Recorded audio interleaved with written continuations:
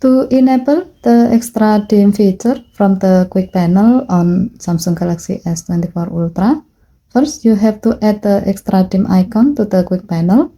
To do so, swipe down the top of the screen by using two fingers to open up the quick panel. Tap the pencil icon at the top right. Tap Edit button below the full quick panel thumbnail. Under Available button section, tap Extra Dim to add it to your quick panel. Tap Done button to save the change. Once done, open the quick panel by swiping down the top of the screen by using two fingers.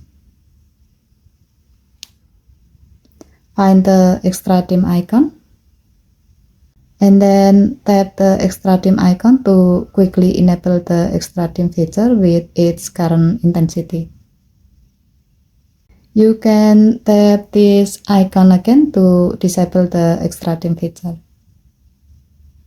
Okay, thank you for watching. Please help to like and subscribe. Have a nice day.